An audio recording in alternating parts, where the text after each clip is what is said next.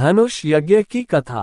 मिथिला नरेश के वहां से विदा हो जाने पर ऋषि विश्वामित्र राम और लक्ष्मण को लेकर यज्ञ मंडप में गए।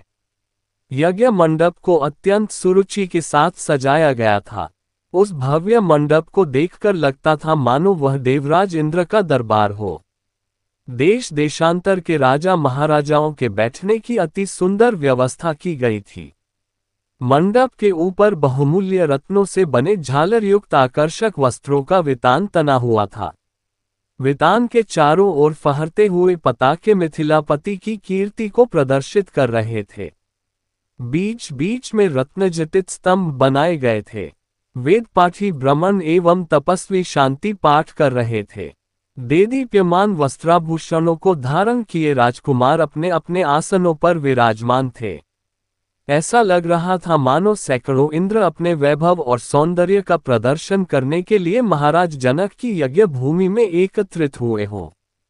इस सौंदर्य का अवलोकन करने के लिए जनकपुर की लावण्यमयी रमणियां अपने घरों के झरोखों से झांक रही थीं। गर्जन तर्जन करते हुए पिनाक को इस मनोमुग्धकारी वातावरण में यज्ञ भूमि में लाया गया। सभी की उत्सुक दृष्टि उसी ओर घूम गई।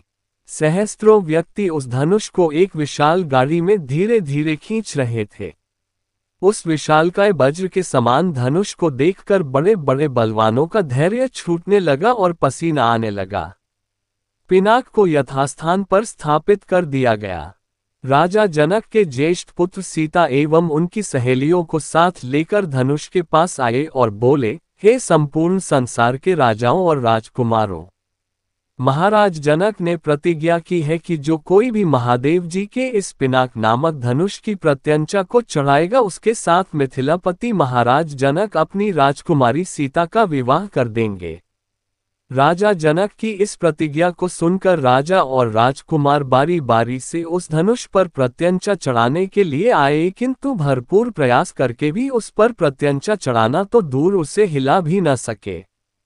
अंत में वे लज्जित हो सिर झुका कर तथा श्रीहीन होकर इस प्रकार अपने अपने आसनों पर लौट गए जैसे कि नागराज अपनी मणि गंवाकर लौट आते हैं।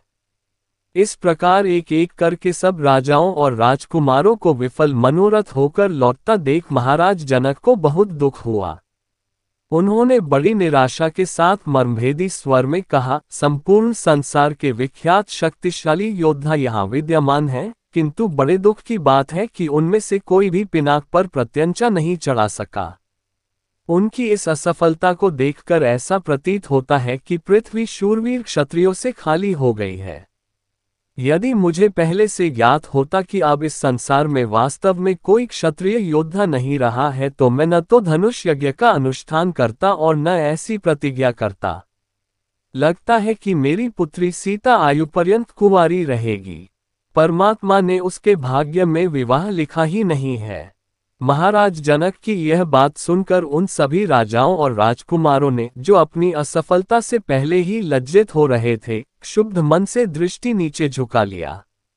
राजा जनक के द्वारा की गई इस भर्त्सना का उनके पास कोई उत्तर न था। परंतु अयोध्या के छोटे राजकुमार लक्ष्मण को मिथिलापति द्वारा समस्त क्षत्रियों पर लगाया गया लांछन सहन नहीं हुआ। कुपित होकर उन्होंने अपनी भरिकुटी चढ़ा ली और तीखे शब्दों में बोले, हे मिथिला के स्वामी राजा जनक, आपके ये शब्द सर्वथा अनुचित और सूर्यकुल तथा रघुवंश का अपमान करने वाले हैं।